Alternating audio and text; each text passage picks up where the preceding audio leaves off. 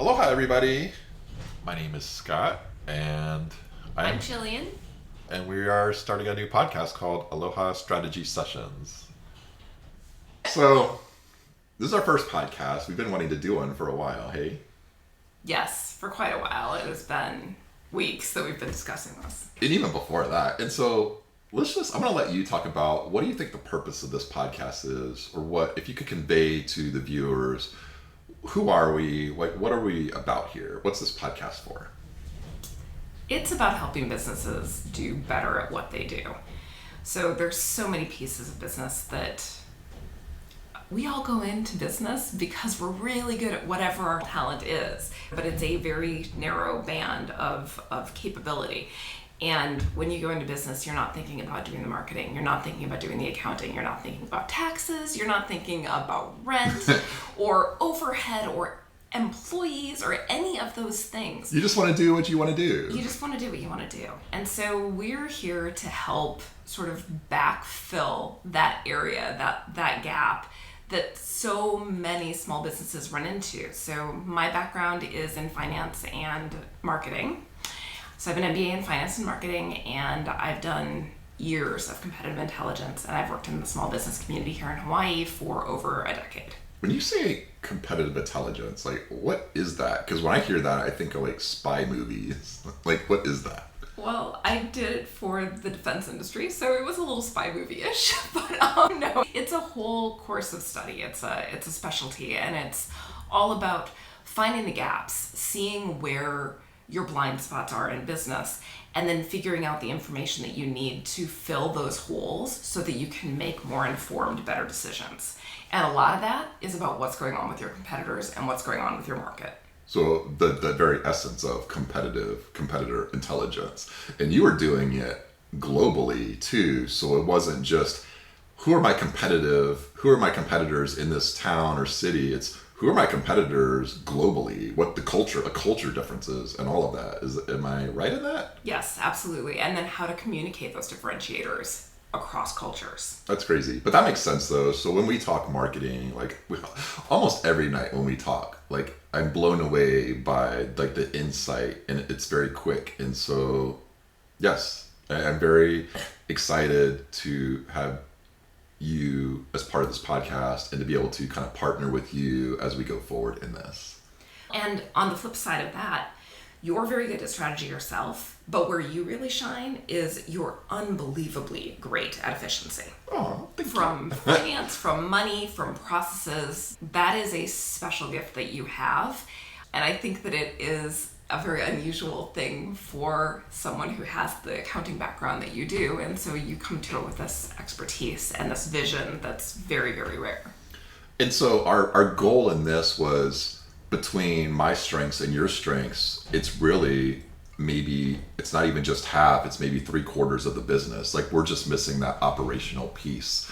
And so we're hoping to just talk to people and help make them better. And eventually we'd like for people to maybe write in or chat in or even come into the studio, which is our little office here, and really just how can we help your business, even if it's too small, but we'll do it sort of just to teach people. We'll teach people the fundamentals, the basics, these principles. And as we start taking questions, we'll also invite local experts in on the podcast, because there are going to be questions that we aren't experts in, but I can almost guarantee that we know somebody who is. Right, and that's what a lot of business is let the experts be experts. Delegate that out, go find out people. And so I'm pretty excited to see what kind of experts we could talk to, what kind of businesses we could help. I agree. I am very excited about that. And so it's unfortunate because we've been wanting to do this podcast for such a long time. And especially because I just started up my own company, my own business. I wanted to get into, I got to bring on new clients. I got to market. And one of the ways to market is long content, which is podcast. But then the Maui Wildfires happened, and we're here on Maui. We live up country, and so that just we can't do a podcast without talking about that. That's all anybody on Maui is talking about right now. Yes, it has definitely taken over everybody's lives here, unquestionably. Right, and so we thought, a good episode would be as we're watching everything unfold day by day. we see things that could improve businesses as it relates to how the officials and the administration are reacting to things, what's happening in terms of business processes. Let's draw some parallels between what's happening with the Maui wildfires and business, because ultimately that's what this channel is, but at the same time, we want to pay respect for everybody in Lahaina, everybody upcountry that lost their homes, their lives, and it's just been devastating. So before we get into the parallels of that to help businesses or see things in a different light, I think it would be prudent to let's just give our thoughts and opinions, and I'll just let you go. I'll be quiet, and then I'll go. And so, do you want to go first or second? I'll go second. Oh my gosh. Okay, so that's cool. And so, okay, I'm just going to give my thoughts. And in this age of social media, like, we're going to get haters. I know we're going to get comments on our channel. And so, and I know that because that's just this era we live in where it doesn't matter what you do, people are going to get happy. And so we don't have cable. Like, I don't want to pay for cable. I think most people don't have cable anymore. It's sort of being phased out. We just have like streaming channels, right? Yeah, I don't think anybody has cable anymore. Right. Right. And so we just do like YouTube and some other stuff. And so now that the big broadcast companies like ABC, CBS, Fox, they know everybody's going to YouTube, so they have their own channels. And so that's what I'm watching to catch up on things. And what you get with that are everybody's comments down below. And when I read them, and I'm reading them every day, ever since August 8th, it breaks my heart to read people that are not living here crucify the leaders and the administration here. And make no mistake, like, I get it. Like, my heart goes out to everybody in Lahaina, anybody who's lost anything. Like, Kula too. Kula too. Yep. It's a good story when they're interviewing people who didn't lose somebody. Like, that's how bad it is. It's like, oh, you lost everything you own? Like, consider yourself lucky. Like, that's how bad it is. And even talking about this, like, I think we're both kind of starting to kind of well up here. And it's so tragic. It's so bad. And I guess I have a lot of things that I just want to get off my chest. And the first is, be gentle. When you're writing your comments, be gentle in the comments, because you don't live here. And some of them do. Yeah, I guess. You don't live here, and you don't understand what Maui's like. You don't understand the people. You don't understand why people moved here and the deficiencies in Maui. Like, you said it yourself the other day. What do you say? You talked about isolation. Oh, well, yeah. We live on an island in one of the most isolated places in the world. We are a community. Everyone who lives on this island is part of this community and takes that very seriously. It's paradise. People come here to be a part of that. Yes, and what happened in Lahaina is not what you picture on the bright side, because it is such a tight community. People are stepping up, people are helping, but like Scott was saying, be gentle, be kind, be respectful. People lost a lot. Right, and oh my gosh, like, we're gonna have to like break out the tissues. Like, yes, Jillian's already. Okay. I know, I'm sorry. Even me, yeah. I want to say too, where it's people like, how do they not know? Like, how everybody dropped the ball, everybody should be fired, the governor, the mayor. I'm just gonna say, no. Like, you guys can go, like, like, kick rocks. We get wind alerts every single day on Maui. It's like the windsurfing capital of the world. Since I moved here, and even during this podcast, you might hear some rattling. That's because the winds are so strong every single day that when the wind alert happens, nobody cares. Like, people care, like, oh, well, I got to roll up my outdoor shades, and that's it. Like, or hey, grab the wing foil board, let's go. Right, it's a good thing when you get the wind alert. It's a good thing. And so that was the one thing. So it's like, and then you have the fire alert. We get fire alerts like all the time during the drought season. The summer, it happens all the time. It happens when I lived in Denver. we had wildfires, and it's just like, oh, there's another wildfire. And the people that live in that area and the firefighters, they go to work, they take it seriously. But if you're not on that fringe, it's just like another thing. It's like it's just something that's in the back of your mind. And so that day, I woke up and you told me about the fires. You told me there was it an evacuation order? Yeah, there was an evacuation order about not quite a mile from the house. And did we need to evacuate, or was it people a little bit north of us? Just a little bit further up the mountain than us. Right. And so you told me that, and I have my morning ritual. I go feed a cat colony, I go exercise at the gym, and I was like, okay, that's nice. I'm gonna go do my morning ritual because it's just another fire. Like, we get that all the time. And for me, I lost my house in a house fire when I was in high school. So fire is something that I take fairly seriously. And the smoke had been waking me up all night. I could smell it because everybody sleeps with their windows open for the most part. You have to, right? Yes. Yeah, I mean, it's just sort of how it is. And so the smoke had been waking me up all night. And so when he said, hey, I'm going to go down to town and text me if something goes wrong, I was just going, what? I'm sorry. And we're laughing now, but it's like, you know what? We're just going to have to deal with it. Some of this is going to be like humor that we're separating from the tragedy. But yeah, like that, but I've watched videos and testimonies from the people in Lahaina, and there were people that had the same thing. It's like they're watching this unfold. They're not treating it seriously. And when people say, how could this happen? We just want to hang our officials and they're the only ones to blame. It's like, you don't understand. You don't live here. You don't know that this happens not every day, but it's such a common occurrence. People are like, we weren't taking it seriously. And there are a couple of things there. So I lived down in southern Mississippi during Katrina, and we saw many of the same sorts of things. We got hurricane warnings all the time, and so people didn't take those warnings seriously. So that's part of it. But part of the everybody kind of standing around looking at the fire and thinking, we live in such a safe society. Right. We depend on those government officials to such a great extent to keep us absolutely safe that we just don't believe that anything could be as wrong as what happened in Lahaina. Exactly. I was watching a couple of videos. Like, it was this one video. It was a couple, and they're in their cars trying to get out of Lahaina, and I could hear them talking. Oh, it's fine. There's a fire truck. Like, we'll be fine. Or, oh, like, the fires has to be taken care of. Like, there's just this sense of security that you think everything's going to be okay. You would never in a million years think the whole town would be decimated. In 2 hours. Yeah. Well, not quite 2 hours, but...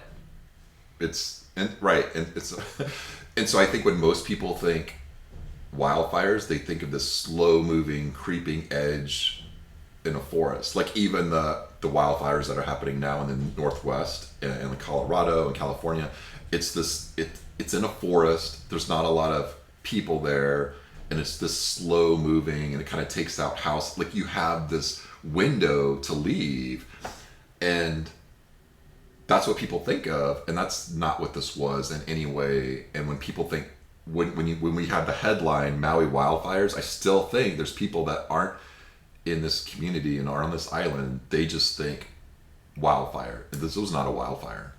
I don't. It was, but this was like an act of God. Like, when I think of it, this was like when Indiana Jones opened the Ark, and it was just this horribleness. They opened it thinking, oh, it's going to be something maybe bad or good. They didn't think those things coming out of the Ark. That's what I feel like this was. It was this perfect storm of wind and fire and this downslope of the mountain, and there was this high pressure system that just funneled the air and the fire. Like, when you're watching the videos, the fire and the flames are going sideways. And we just watched one yesterday. I showed it to you yesterday. It melted the metal of the cars like Terminator 2. Yeah. Well, and 70-mile-an-hour winds, when you're talking about palm fronds and those sorts of things, they catch on fire and then they just blow. And everything just moves so fast. Right. And that's why I think when you're reading all of everybody judging and criticizing. It's like there was a window of like 3 hours, and that's not a lot of time. It may seem like a lot of time, maybe, but that's not a lot of time when you have to go through processes and protocol, and you've got everybody on board, and then we have limited resources here on the island. We're not like the fire crews when they contained it in the morning.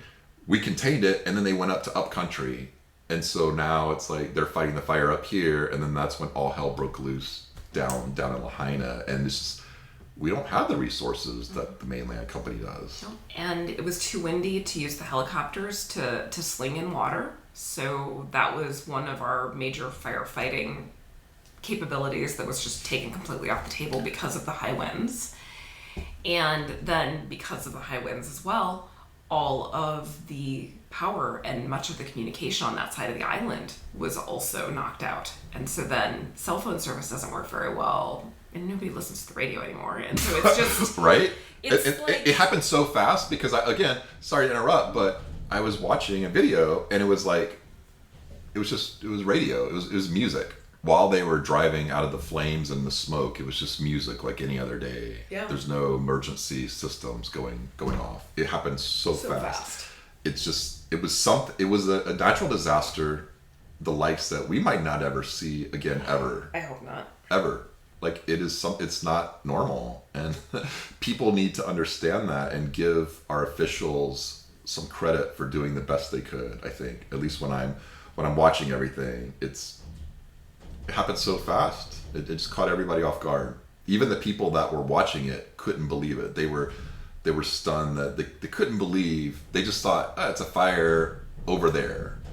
And never in a million years they thought it would just wipe through that town and just vaporize it. Yeah.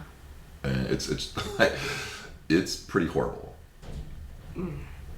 Completely. Yes. Horrible.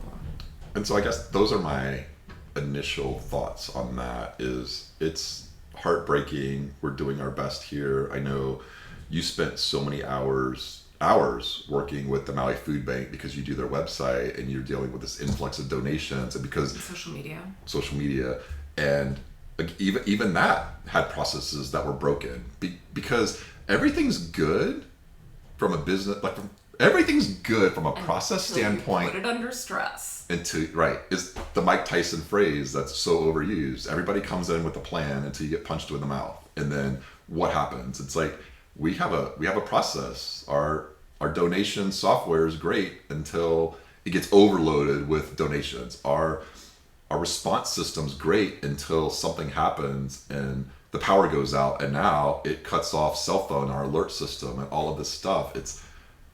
Our website is great until you go from getting 3,000 or 4,000 visits a week to getting 30,000 visits a day. Right. It's just a stress thing.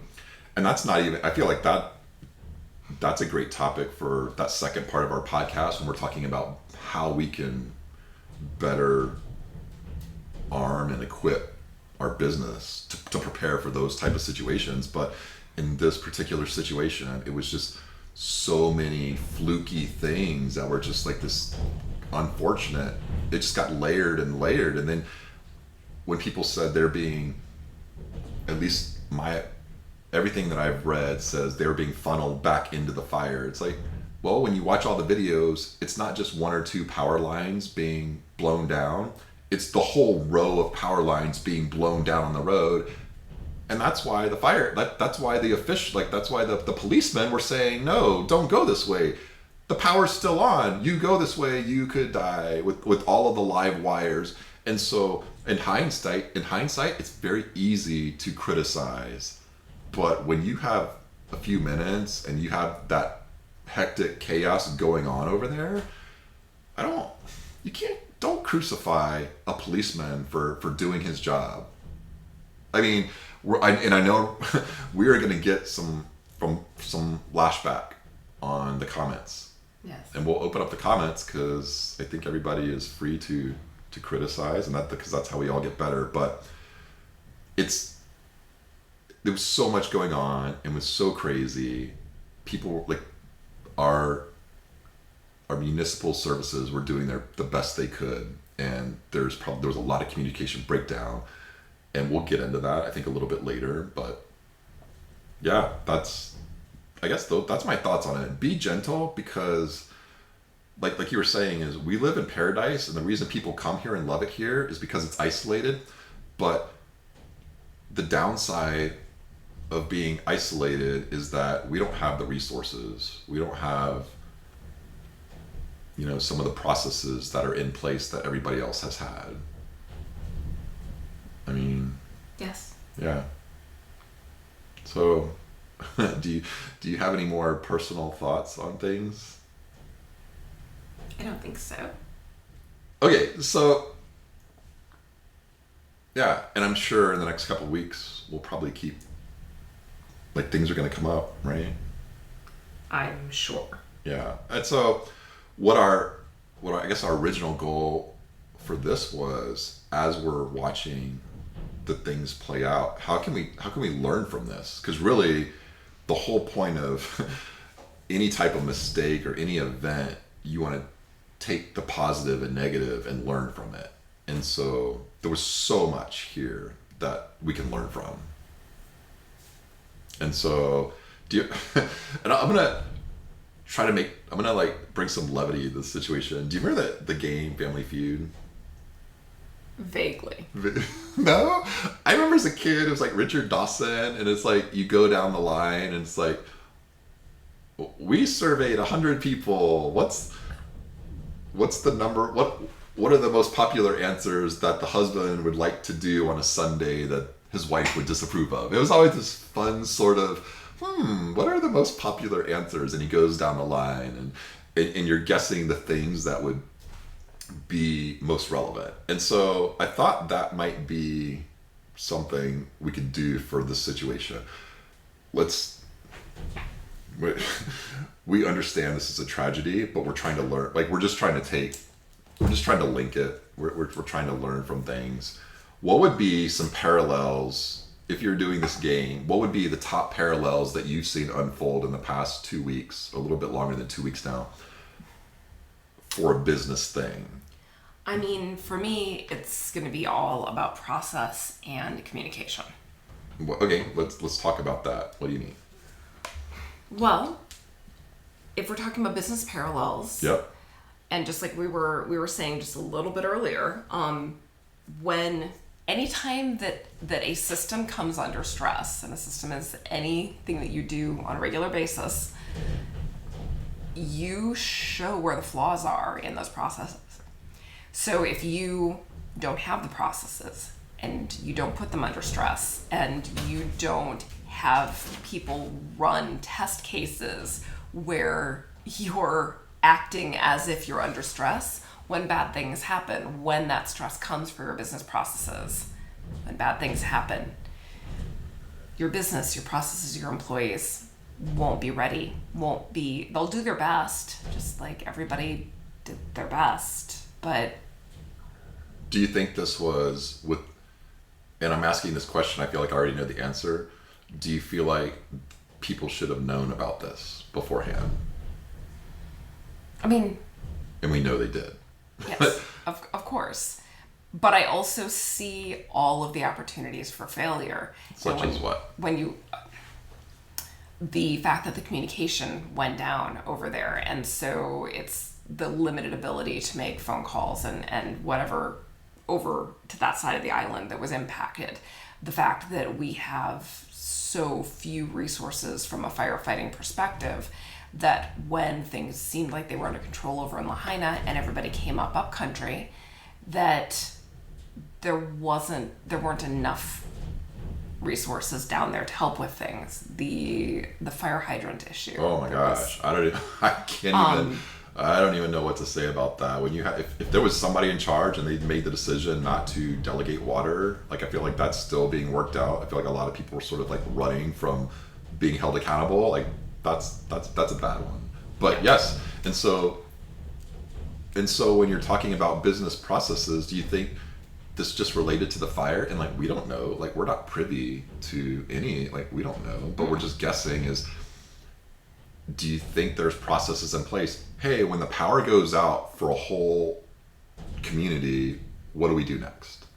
There's got to be, right? Somebody has it, right? Or when we have news that power lines are down on a public roadway, all of the power to that section is just cut so that there aren't live wires on the road. And I mean, like, I don't know. I don't, but it seems like there's probably a lot of things that could have gone differently. The sirens, we historically use them for tsunamis, and everybody who lives in Hawaii knows that those are tsunami sirens. You know, it's funny we say, like, not funny, but we were having game night last night and we were talking about all this, obviously, and we talked about the sirens, like that's one of the big things. And they also said, hey, if the sirens went off, we would probably start to go up country.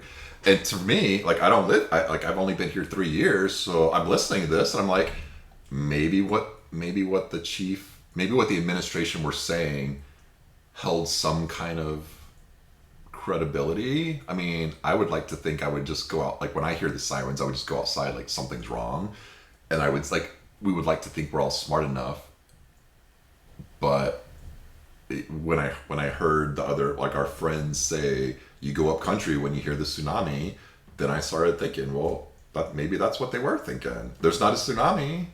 And it's urgent, but it's not usually emergent when the tsunami sirens go off. It's not, hey, a wave is incoming in 30 seconds. It's, hey, a wave is incoming in 2 or 3 hours. Right. Oh, so you even more have time. And so it's, right, so it's not usually this immediate, oh my gosh. I mean, you immediately start thinking about what you need to do, but yeah, I don't know. And everybody actually calls them the tsunami sirens. Right. And so but okay. Could we have a different noise? You've brought that up on a number of occasions. Like, they have a very specific sound. Are they capable of making other sounds? And so, but this is something they should have thought of way before. Like, so we know for a fact, and I know for a fact, and everybody knows that people knew this scenario was a possibility. People knew that Lahaina was old, their fire suppressed, like whatever, like everything's built out of wood, it's old. They knew that if a fire started, it could be catastrophic. Like, we're not going to bring up any people here, but okay, I feel like I'm friends or acquaintances with the insurance contact, and he said, like, there's a reason nobody wants to insure the homes and the businesses down there, and that's for this reason. For years, I guess it sounds like there were studies that this could have happened at any point in time, and so people knew this was a thing. And so to not have processes in place to be ready for it, like, do you think they didn't have processes, or they think they just didn't think something this bad could happen? Or is it there's so much other needs in Maui, education, other infrastructure, other things that the money could go to, that nothing bad's happened so far, let's not address it. And I feel like that's a business thing as well. It is a business thing as well. When you're making your budget and you know you need to invest in maybe computer software or disaster recovery, it's like retirement. Yeah, this isn't fun things to put our money towards, but it's a foundational asset that we need to invest in. Yeah, but there are always other demands. There are limited resources, and there are never enough resources to cover all the needs. Especially in Maui. And that's why I'm so, like, when I read everybody's venom online, it's like, you don't get it. Like, I understand, like, they probably would love, like, Hawaiian Electric, like, everybody, they would love to invest in things and do things and make things right. Yeah. This isn't normal America. It's like this rural, like, there's other things here. But this isn't beyond me. Isolated. Right. We're just really isolated. Yeah. And so everything is more expensive. Everything takes longer to get here. I mean, There's only so many companies that can do, even going in and out of Lahaina is just one road. Yeah. And so, yeah. Okay, so I feel like that was like business processes. And I would go a step further in saying, when everybody's crucifying the chief for not sounding the sirens, I would throw that up under business processes, because I looked up, and I didn't even need to look up, because there's a protocol to throwing off the sirens. It's not like you get a phone call and it's like, hey, there's fires there, throw off the siren. Like, I don't know all the details there, obviously, like we're doing our podcast from over here, but there's no way it's, hey, there's a fire and there's a highway. Push button. Right. No. Right. Break glass, push button. Right. No, that's not how it works. And so, right. And so a lot of this stems, I don't know how much stems from it, but if you Google, and I urge all of our listeners, all 2 of them for this first podcast, Google 2018 Hawaii false missile incident. Oh, yeah, the ICBM, that was a disaster. And I wasn't here for that. And so I didn't have a chance to read like the whole thing and study it and take notes, because like we just wanted to get this podcast going. But it's very clearly there was a miscommunication somewhere, and somebody sounded the sirens when they shouldn't have. Yep. And when you read it, and I was reading it, the person who sounded it, he was like, I did everything I was supposed to do. Like he followed the processes, and he still got in trouble. He still got scapegoated. He still had all of this backlash. And so again, it's once that happened, now there was such a public outcry. Now you get all these extra processes, you get all these extra controls, like that can't happen again. So now instead of being carefree about sounding the sirens, now you have to run it probably through all of these things. Because when I was working at Kaiser or Kinder Morgan, it's like there's so many levels of approval when it comes to big things like that. And so when people say, why don't you just sound the sirens? It's like, well, you guys... No just. What? There is no just. What It isn't just sound the sirens. There's a whole process. Right, and it's even more lengthy after the thing, because it doesn't matter what you do, you're wrong in this. And because part of the process is not to use those sirens for fire, then there probably wasn't even really a practice process for that. There might have been some vague ideas of how you would do that, right, but it probably wasn't part of the actual process. Right. And so then you're talking about this very short period of time, people trying to follow the processes aren't covering the emergency situation they're in. And then, boy, after seeing what happened with the ICBM right thing, I don't want to be on the wrong side. I don't want to be on the wrong side of throwing up sirens, and then they put out the fire, and it's no big deal, and then people are crying that they had to leave work early because the sirens went off. Like, it's a no-win situation. Yes. So yeah, again, be gentle, because we had a 3-hour window here to do all this. And not just be gentle in your comments on our podcast, just in general. You know, everybody's just out there doing the best they can. Right. Okay, so you said business processes, and I think it's great. That was probably I feel like if it was a Family Feud, that's probably the number one answer.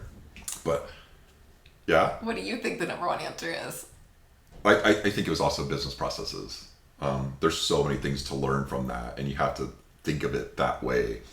Like even like the cops. Hey, our process when we have a whole row of power lines and the poles being blown down on the road, our process is to turn away traffic. We don't want... Keep people from driving on it. Obviously, that's what you do. Yes. Obviously. And right. It's such a unique tragedy here. Okay, so let me go. My next thing would be, I think there's a lot of leadership. I would put leadership number 2, but I think we could probably break it down into so many things. And so I thought of this would be, I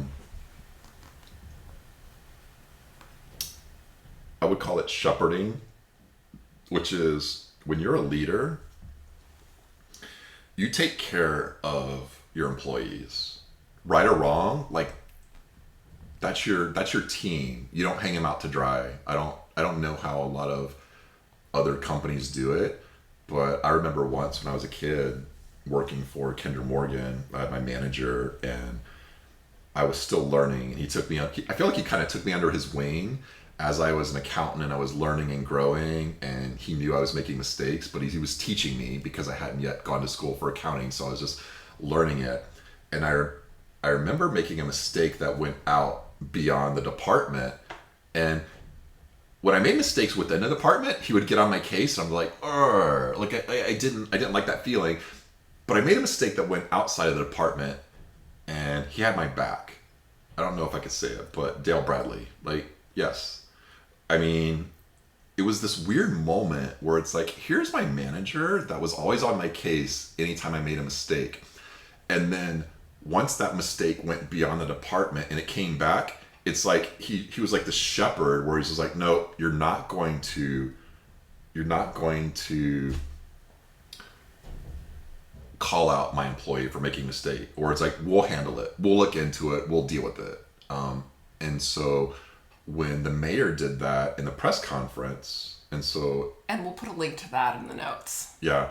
And so we'll talk more about that with the mayor, but have you ever experienced that where you've made a mistake or you've seen that, or possibly because you own your own business? So, I mean, I have to, just by the nature of how things work, people make mistakes. Like, surely you've had employees make mistakes to clients. I have. And I think that it's, just like so many things in life, it's a learned behavior, right? Leadership is a learned behavior. And I was incredibly fortunate to come up in a defense sort of an environment. And I had fantastic leadership. I mean, like really stellar leadership. And so, yeah. And did they do that when you were? Yes. They, like, you never got blamed for anything that happened. Exactly what you were saying. They would sit you down and they would talk about like how things needed to improve when you made mistakes, but nobody was going to crucify you.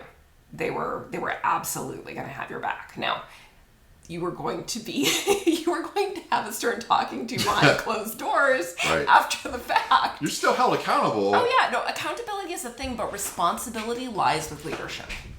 And good leaders realize that. Right, and this is right, and this is the whole point, is like, this is a leadership. When I'm drawing the parallels, I'm saying that one is you have to be okay making mistakes, and this is some of these might be catastrophic mistakes, but at the same time, it's still universal. Part of leadership is this shepherding. We're going to protect everybody. And so when I relate it to the Maui wildfires, it was this very specific moment. And I think I showed it to you, where it was the press conference where the chief, Herman Amadaya, I think he was the person in charge of the sirens. And maybe it wasn't even him, but he was the head. So he was ultimately responsible for that. And the reporter asked him a question, and he started to answer, and the reporter just interrupted him, and he just started going like, dude, like, first of all, like, you're that reporter, like, ask your question and then let the person talk. Because when you start interrupting somebody, you're not there to listen. You're there to just push your own agenda. And we see that all the time. Like, that's like listening 101. Like, listen to what the other person has to say and then maybe have a conversation. But the reporter clearly wasn't listening. He was like in this attack mode. And the chief of the emergency, my Herman, I need to pull that up. He wasn't ready for it. Like, he has his own job, and it's very different getting up in front of a whole press room who's just your whole attention. And when you're watching that clip, and if you watched it from the beginning, it's that whole room just went silent, because it was sort of like there's so much tension in that room, and the reporter was just so focused, and everybody else in that room was just quiet, letting it play out, including the person who was trying to give an explanation. And then our mayor, Richard Bisson, he immediately, once he understood what was happening and understood that reporter was going to be sort of out of line, he immediately stepped in, and he's just like, dude, you ask the question, let my guy answer the question. If all you care about is talking, you come up here and you talk. And it shut that guy down. And for me, when I watched that, it was just this pure, because I love to study leadership. I love it. Like, it's a passion of mine to watch podcasts and stuff. And it's a skill, but I think it's also this natural ability. And I think you have our mayor, and he stepped in there, and I felt like it was this very pure, don't mess with my team. And I loved it. I don't care if he was right or wrong. I absolutely loved it. I absolutely loved the strength that he had. Yeah. That displayed excellent leadership. Right. And I think if you're a business owner, your company, your CEO, your accounting manager, whatever, if you're a manager, when you have a teammate or an employee, subordinate who makes a mistake, that's how you handle it. Like, you are the shepherd, and people are going to make mistakes, and it's your job to get in there and protect your own. I absolutely thought it was it's a tragedy. I hate it. But we have to take some good. We have to take some lessons from that, and that's what we're doing here. I thought it was a very beautiful moment of just outstanding leadership from the mayor. Yeah, I thought he handled it really well. And like you were saying, it was the instant that he realized that his employee was not equipped to deal with what was going on. Like, the moment that because there was this turning point. Yep. Where you could see the man's face that he started feeling bullied. Yeah. It was no longer a conversation. It was no longer a question he was answering. He had this deer in the headlights look, and then it was just. But that's not his job. Stepped in. No, right. no, absolutely. But that was the moment. I mean, it was like an incredibly small portion of time between when that happened, when that tipping point happened, and the mayor stepped in. Like a couple of seconds, maybe. Right. And it's even more impressive because the mayor couldn't see his face. What do you mean he couldn't see? He was standing behind him. Oh. So he couldn't even see the expression on the guy's face. Like the body language. Looking, but he was seeing it from behind. Right, the body, he just knew from the lack of verbal. Yeah, that's an amazing point right there. Yes, I mean, spectacular like, point. Incredible perception of The your situation. employee, and your employee no longer that was no longer that guy's job.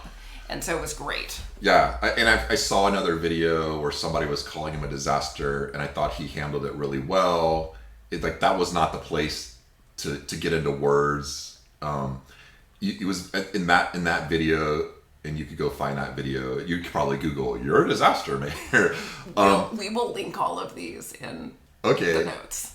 Or you got yes, and it's very clear the mayor cares about this community and he wants to be transparent, but there's a protocol to everything. You just can't go throwing out answers and throwing out the truth to everybody without understanding the implications, because in this world we live in, people are going to take things the wrong way, and so they have to be very careful of how they dispense information.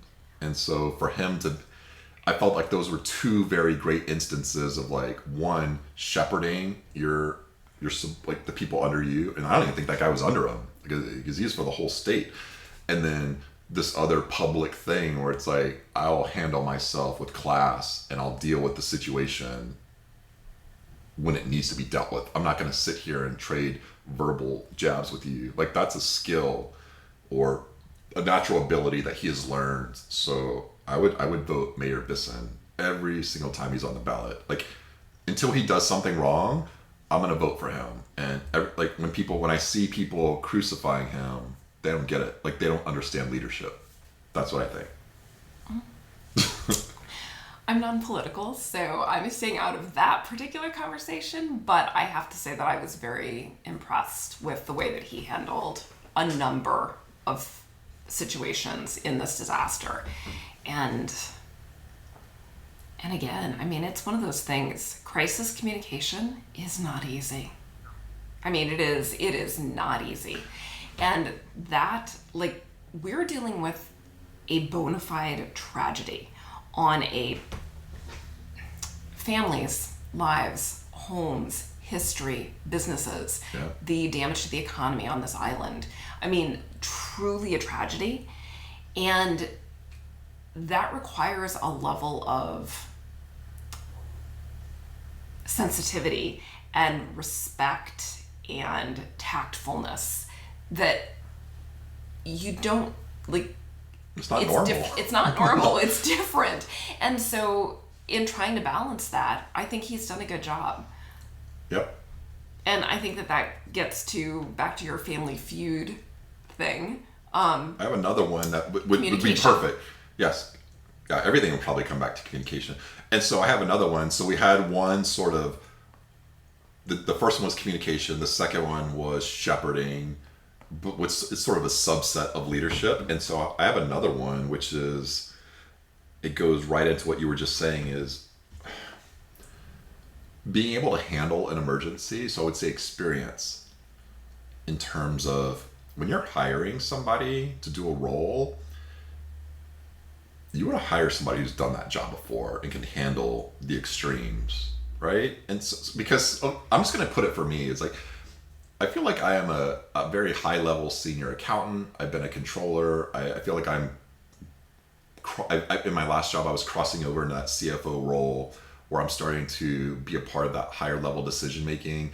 And then when you start to look for other jobs, and when you are looking, everybody, doesn't matter who you are, when you're looking for jobs and they have this list of requirements of, we would like for you to have all of these years of experience doing leading and all of this. This is why they have that. So for the chief emergency guy who did the sirens, he didn't have, from what I was listening to him, he didn't have that experience of making those decisions. It wasn't like he was like some military person who had to make on the fly decisions that had sort of like life and death consequences. And so if I had to draw a parallel, like a subset of leadership is sort of like, you need to hire somebody who could handle that job, unless you're going to train them hardcore for a while and grow them into this role, and you're okay with them making mistakes, because they're going to make mistakes. Unless they've done that exact job in that exact industry with hardware, like all of it before, they're going to make mistakes, and you have to be okay with that. And maybe in a situation like this, you can't afford to hire somebody who has not been in those tough situations before. And what was this guy's title? I'm gonna have to look that up. Chief of Emergency, Chief of Sirens. Oh my gosh, he's a Chief of Sirens. We need to research things on this podcast, but it's our first podcast. We're not Joe Rogan with the whole team that can research things for us. Boy, that'd be nice, though, wouldn't it? Herman Amaya, yeah. The only reason I ask is because depending on what his title and actual job is, again, this is a once in a century disaster. And when we're saying once in a century, we're not talking once in a century here on Maui or here in Hawaii. Right. This is the worst fire in the United States. For a century. For a century. And California's got some brutal fires. Colorado's got some brutal fires. So when you're talking about loss of property, loss of life, monetary damage, and it's the worst in a century. Right. Who are you going to hire that's going to have had experience with that? I mean, it's not. It wasn't a selection criteria when that guy was being hired, because it was such an outlier as to be not statistically significant. Okay, so he's Emergency Management Chief Herman Andaya, which I just typed it in, and there's definitely some Herman Amayas out there, so we don't want to get things confused. Yes. Like, that's not good.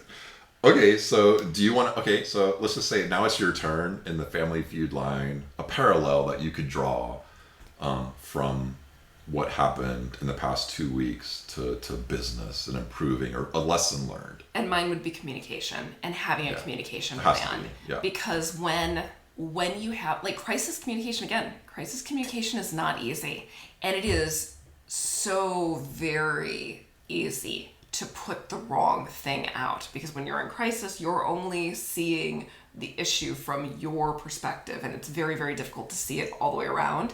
And so having a crisis communication plan so that you know who will be saying what, when, who's in charge of it, what questions need to be asked before something goes out to the public that says, hey, here's sort of the things we're going to cover, and then how you communicate internally so that your team stays on board, so that everybody is rowing in the same direction, and that trust and transparency with leadership exists. Like, all of that falls under that communication plan, and I think that that's really important. And do you think that's a skill that people just have, or that's a leadership culture thing that, like, it's this very consistent messaging? And for me, I think it's a culture thing that you have to very consistently cultivate within your group and your team and the company is like, this is the standard for communication. It needs to be crystal clear. There should be no room for ambiguity. There's no, when you get an email or a phone, like you're not leaving that, the person on the other end should not be asking questions. What do you mean by this? Or what the, like any communication should be clear. Or do you think it goes beyond that for crisis communication? There's something more to it. Significantly more to it. Like what? I think that you have somebody who by name or by title is the point of communication in a crisis. And maybe you have different ones for different types of crises, but there's a communication plan in place for that. So that's the person. Here are the people supporting them. Here are the questions that are going to be asked. Like, you know, how will this look from our stakeholders, from the community, from the employees, from the customer's perspective, from our partner's perspective? Like, be sure that you're checking every message that goes out for all those things. It's the same sort of a deal. You have to do the due diligence on every communication, and if those roles and if that process is not laid out in advance, then you just have it melts down, and you have people saying the wrong things to the wrong people at the wrong time and making everything worse. Right. And I can attest to that from, I guess, my situation a couple jobs ago. That's when you don't have clear communication protocol, or just when things are unclear and vague, this is what you get. You get miscommunication, you get people grumpy at each other. In a business setting, you get all sorts of things. And in this setting, what you get is what we saw. No? Yeah, I mean, kind of. I feel like you're sort of looking at processes and communication within processes, and then you're looking at a communication plan for crisis, which No, very different. they're different things. Yeah, and that's beyond my scope of expertise. Like I don't know. I don't know from a business standpoint what's a crisis. Like that's probably very strictly. Okay, let's talk about MSPs. Okay. A crisis is your backups fail. Just so people know, inopportune time. just so people know, MSP is a managed service provider. It's an outsourced IT company.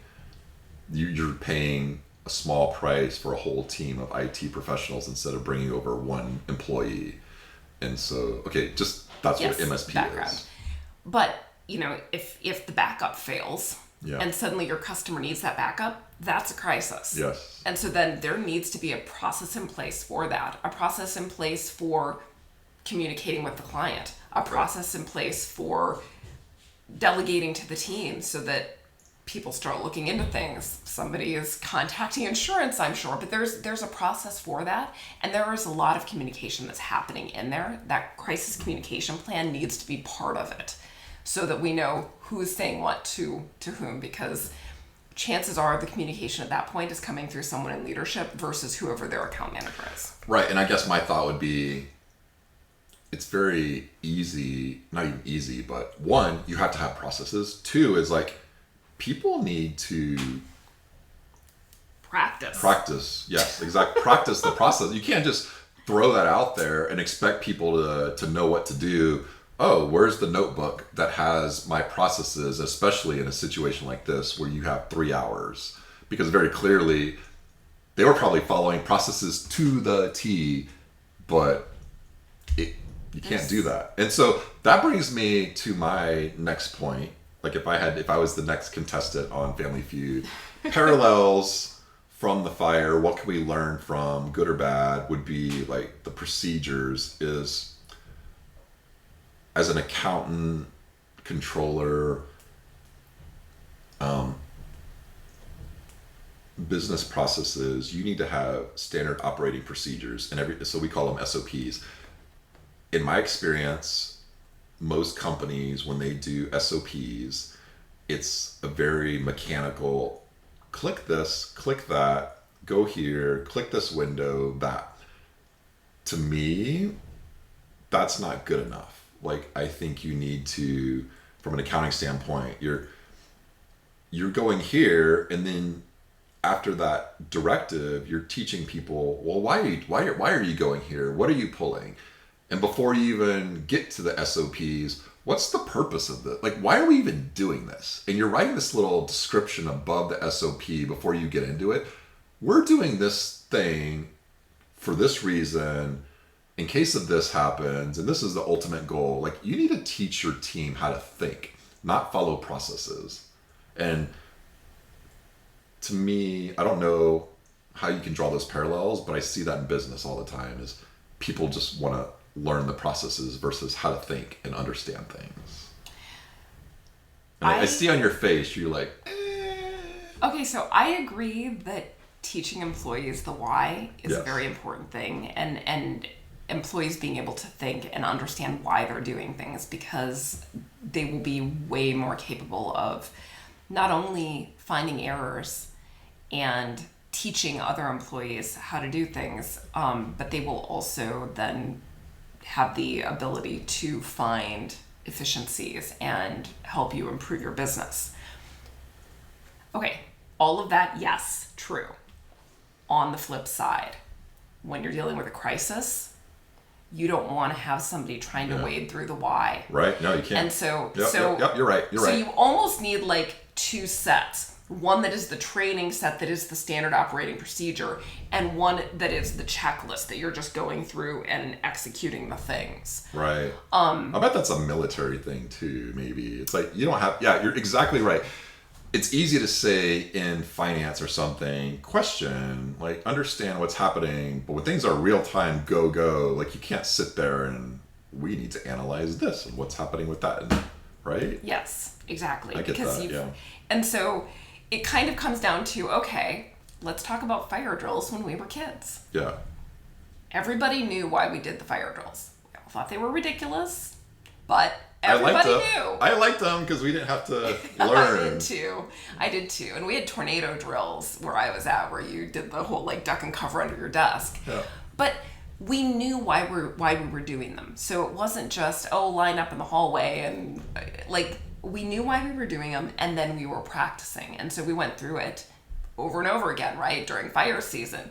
This is a fire drill. We're doing this because, okay, here's the process. Execute the process. Wait here. You will be counted. Like, and when I hear that, we should have been prepared. This was a thing that they knew was going to happen. It should have, although I think, you know what? No, it was going to happen. No, it was going to happen regardless. What I think messed everything up was probably the telephone lines. Like, they probably account, like, who knows? I'm just assuming, hopefully you have, when the Attorney General does an audit of everything, hopefully they can say, here was the plan for when this happened, because they knew the Lahaina fire was going to happen. They knew it. But I feel like once you have the telephone lines falling around, all of a sudden it's like, well, we can't put what do we do? Like, I feel like they probably had a process for the telephone lines. They probably had a process for the fire. They probably had a process for high winds and damage. And, it was just too much too soon. But all those things happened all at one time. Do you think there was anything they could have done? Of course. Of course there were things that they could have done that would have made a difference. Once those fires were started, was there anything that would have just the fires weren't going out? And it was like, nothing. No, those fires weren't going out. No, I think that this was going to be a catastrophe no matter what. It just might have been loss of less of it might have been less. Right. And I guess my thought would be, if those sirens were to go off earlier in the day, people would have gotten out sooner. Versus, like, if they were to gone off at like 1 or 2 or 3, like, the second you know there's a fire. They did evacuate earlier in the day, which is probably part of the issue. They told everybody everything's safe. I know. Evacuate. No, everything's contained. And then when those sirens aren't going off, that's precious minutes, and that's all it takes to save 1 or 2 lives. And I don't know if you could. Yeah. I don't know. I don't know either. Those sirens had to go off. I don't know.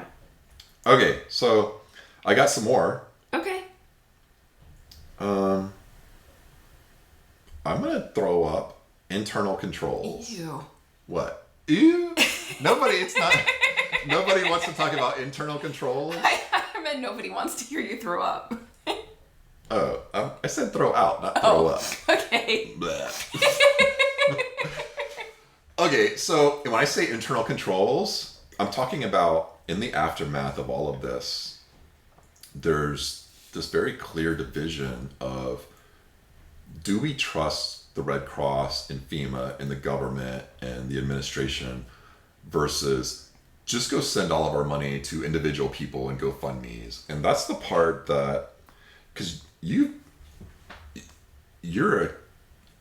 somebody who has like a lot of involvement in the Maui Food Bank, and you've been doing nonprofits for so long. And my background, like my master's in accounting, but I have a concentration in fraud. And I'm going to say that for all the people who are just like FEMA and Red Cross, they're not doing anything. I am here to tell you is like, when you don't have proper controls in place when it comes to money, you will get scammed. And a lot of people think scammers are like, they're just people in the like degenerates of society trying to get like pull one over, or they're people in the bottom of the base in their mom's basement trying to set up fake websites. I'm here to tell you that scamming and fraud is at an elite level. It's something people study. It is something that is capable of doing very high level things. Like people, if there's CPAs and masters and lawyer degrees, like there's good degrees, there's people on the other side of the spectrum who are doing very bad things and at a very high level, and that's all they are doing is they're studying it. How can I make money? How can I defraud people? And so that's what I think when I look at all this and I hear comments of don't donate to the Red Cross, don't donate to all of these very well established nonprofits. I feel like I want to pump the brakes on this and say, if you're doing individual GoFundMes, you might get it right, but you might also get it wrong. You might be giving money to somebody who is on the other side of the world. You might be giving money to somebody who is on Maui that didn't suffer these things. You don't know. It opens up all sorts of liabilities, confusion, and the reason the Red Cross and you have all these nonprofits that are very well vetted, is because they have protocols and procedures in place. And then I hear people like the survivors, I had to go fill out all these forms. I had to have people come to my place and declare it. It's like, that's part of the protocol so people don't get defrauded. Like, that's the unfortunate reality of the world we live in. We have this group of people who are criminals who will gladly take advantage of a situation like this to get money and steal money. And you have to have these organizations come in who have developed processes and protocols and controls, internal controls that will limit the fraud. And so that's my thought is we're going to learn from this. And so when I see people commenting, don't trust the Red Cross, don't trust all these organizations that are established, I'm sorry, like, I think you're wrong. I'm in agreement with that 100%. Again, I was down in Mississippi for Katrina, and I saw FEMA just get absolutely blasted. And they're getting blasted here. They're getting blasted here. But I saw them get absolutely blasted for their handling of that situation. And at the same time, I was there on the ground, seeing them handing out meals, handing out blankets, ensuring that trucks came in so that people could wash their laundry and get showers, and handing out water. And internal controls are important for a few reasons. Like you were saying, they prevent fraud. They also help ensure that the people who really need the help are the ones that are getting the help. And unfortunately, because they get blasted, because they get blamed, because they come under such intense scrutiny every time a disaster happens, they also have to have such a ridiculous amount of documentation on where every single thing went, because the very people who are saying you're not helping me enough will be the people that come back after the fact and said, why are you wasting my tax dollars? Right.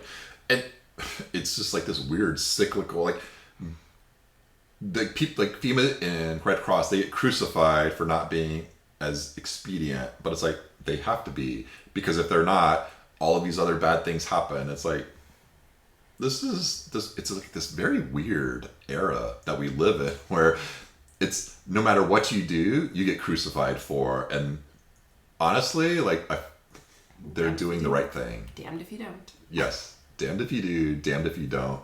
And you can't expect these organizations to just come over here in a week or two and just have everything perfect. They need to come over here and understand and set up and do things by the book for them. And you can say they're not getting things on time, but it's like, it's by the book because they're organizations that are held accountable and they're protecting everybody. And they're not. They have a book. They have a book. Do any of these GoFundMes have a book? No, it's just these people throwing out stories. And I'm not saying, I've heard these stories. They are tragic. And if people want to donate to that person, that's great. But don't persecute like organizations that have spent years and decades building up channels and just distributions and all of that. And also, they're people. These are people who uproot their lives to go to wherever the worst disaster is and live in tents or subpar situations and are out there all day, every day to help. Right. They're here to help. And so even if you are displeased with the level of help or the things that they're doing, keep in mind that the people that are out there on the front lines are giving up time with their families and whatever else is going on in their lives where they live to be here to help. And their salary is like 10, 20, 30% of what they could get in a normal job market. When you go to sign on for a job with the Red Cross, you're taking a hit, but you're doing it to go help people. And so when you read comments again, and that was another thing, is like, you got Red Cross staying in the Hyatt. Well, the Hyatt's standing. Yep. We're going to get so many hateful comments on this. But they're coming here to work and volunteer their time away from their families, taking a pay cut to come help and do what they're trained to do. And the second they are just like taking a time off to get a cocktail or a meal, people are taking a picture of them and like trashing them online. Awful. Horrible.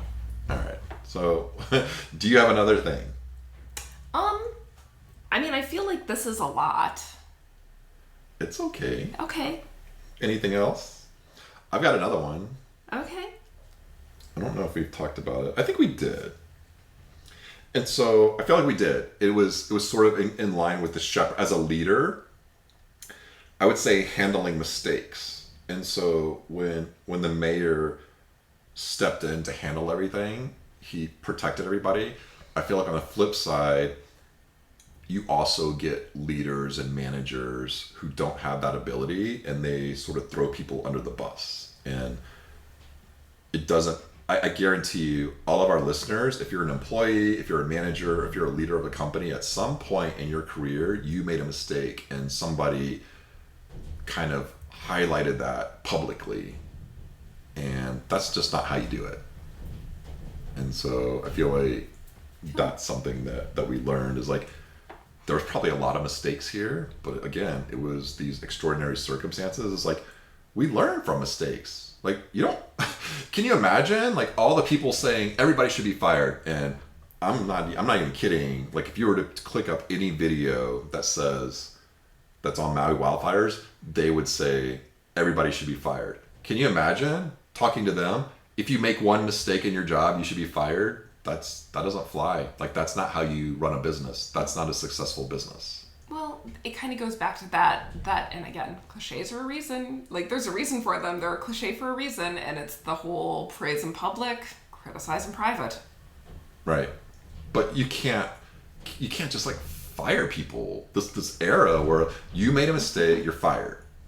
And here on Maui, just like we have limited resources from a money, water, food, building supplies, fire engines perspective, we have limited resources from a people perspective too.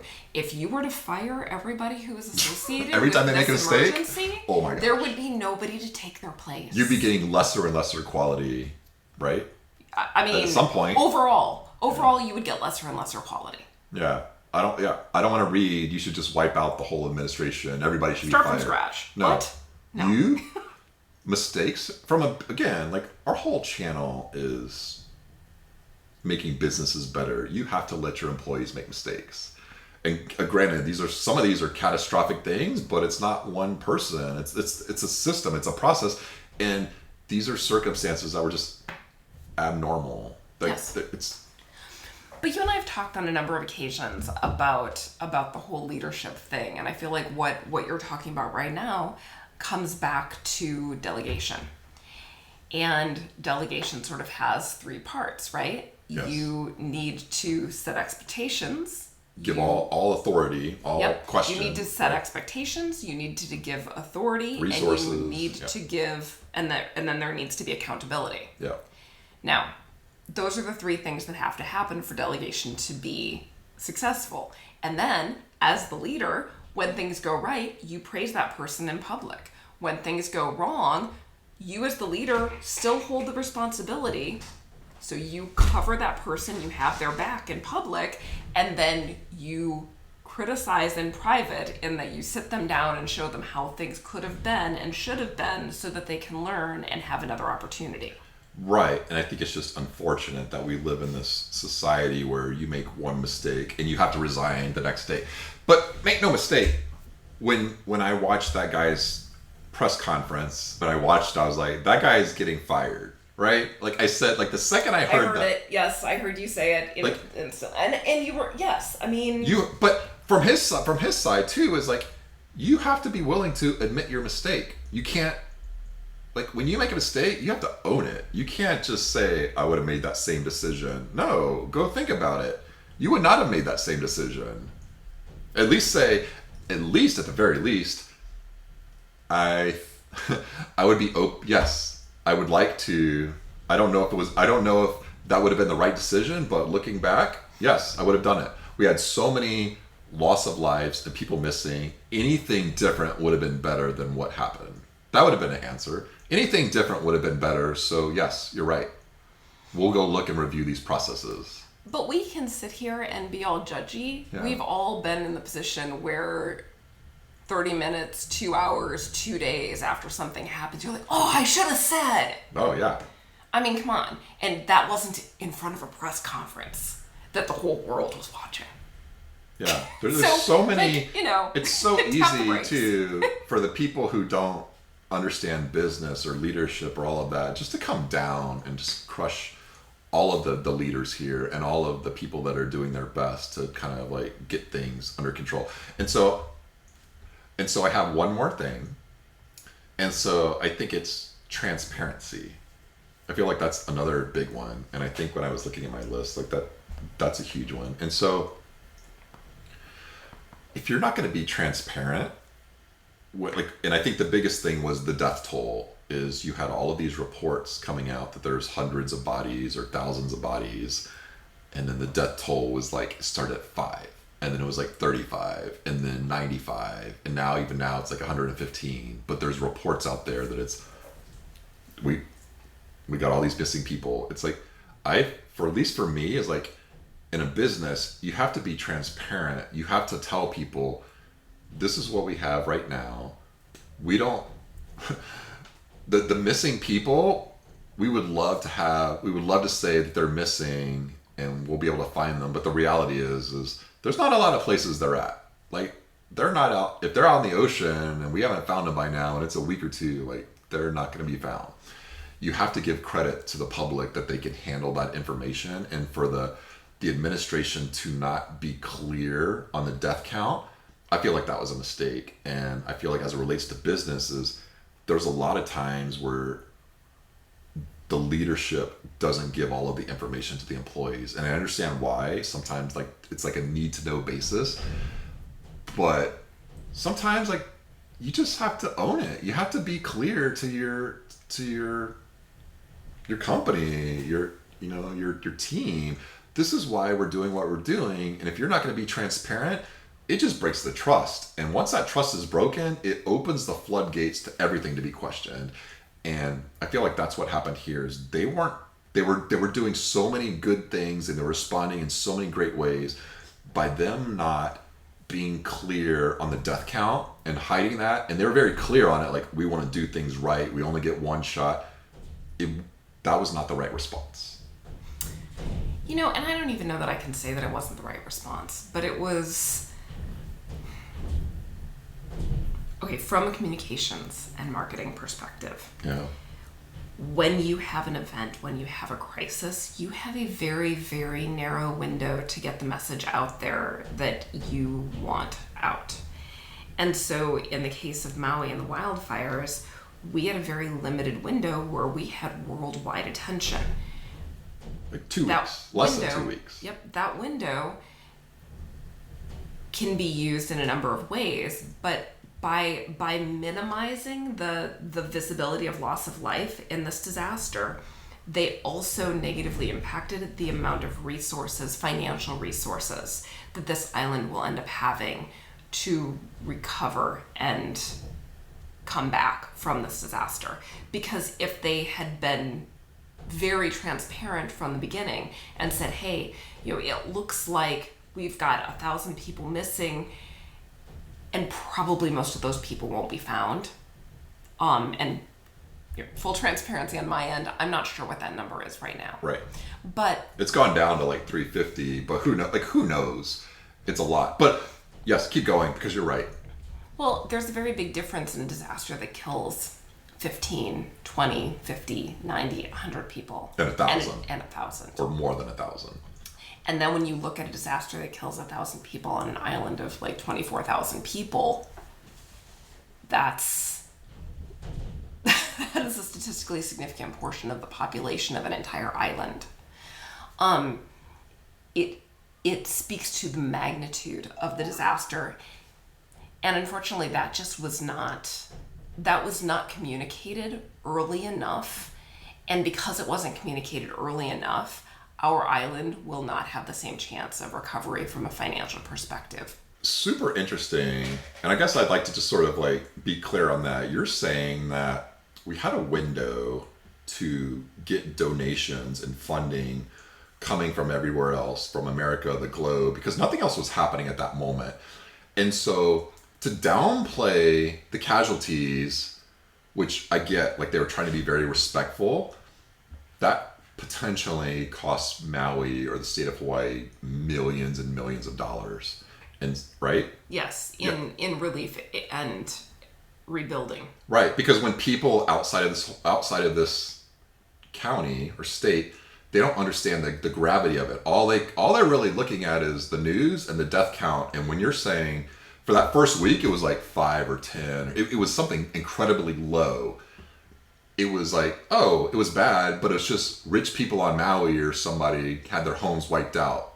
And when you're downplaying everything, people aren't going to donate to that. And because you were right in the middle of all these donations, millions of dollars was being donated, and it could have been so much more. Yeah, and not even just the donations. I mean, yes, the donations, but also there's a wildfire fund that has millions or tens of millions of dollars in it that's a national wildfire fund that could have helped, that probably we won't get as much of as we could have otherwise. You're talking about FEMA assistance, you're talking about all of the different things, not just donations, but federal money, state money, like right, all because they were grants, downplaying foundations. All because they were downplaying it and not being transparent. And it's hard to even judge, really. I understand why they did it. They put community first. And they wanted to be correct. And I don't fault them for that. But it cost them millions of dollars. That's a heavy price to pay. It is, but the reality of the situation is that things have changed so quickly. Social media is now how the vast majority of the U.S. population gets their news. Yeah. our attention spans are getting shorter and shorter. And so they were trying to do it right.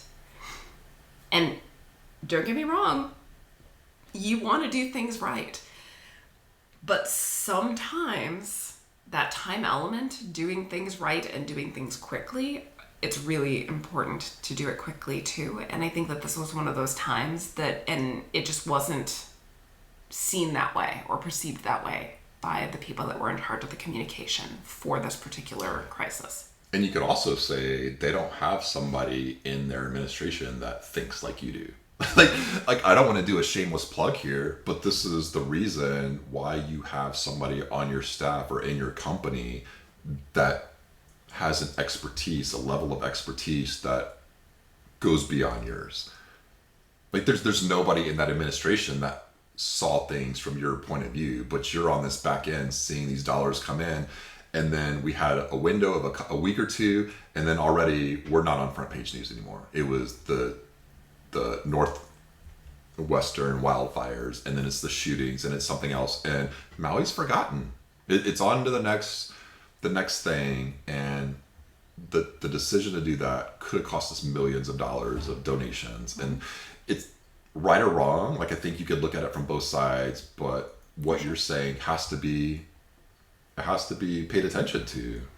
Well, and so from a business perspective, your business probably isn't going to be collecting donations due to a crisis unless you are a nonprofit. And I hope that we'll have nonprofits that listen to this because, I love them. But from a business perspective, crises happen too. And unfortunately, when it's a business crisis, most of the time it's something very bad has happened internally. I feel like you and I talk about Enron all the time. Right. But like disastrous things that are internal. The same deal. It's important. Now, Enron was a mess because they were doing horrible things internally. But what's when happening you have, here? well, we can cut all of this out. Never mind. I'm done No. talking. Keep going. You have to be okay. I'm allowed to question things in this. I need to understand. I want to understand. I'm very excited. This is my first podcast. I'm very excited to learn where things are going. I'm sorry for interrupting. When bad things happen within a company, if you have something horrible happen, if you're an MSP and you have your whole server that does your backups go down, that's a mess. Yeah. Lots of things. If you're a restaurant and you end up serving spinach that has some sort of parasite, it's a disaster.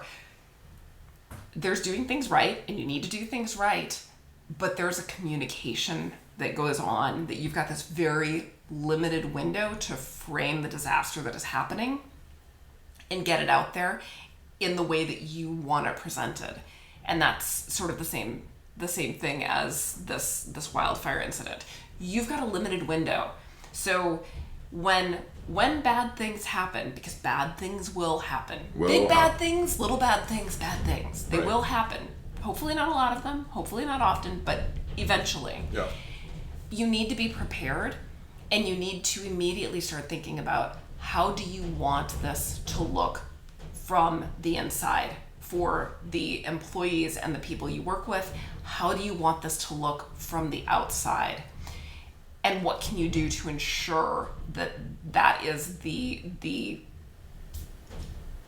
that's the optics that the situation receives? It's almost like you need to have a fractional PR group, or that's the marketing group, or somebody like you to come in there, give a call. Hey, this happened. What do we need to do? How do we need to frame it? And you have to, it goes back to that experience. Is you need to have somebody in that position who has had experiences dealing with things in a very tight window who can make those decisions for your business. And understands that it is urgent. Urgent, yes.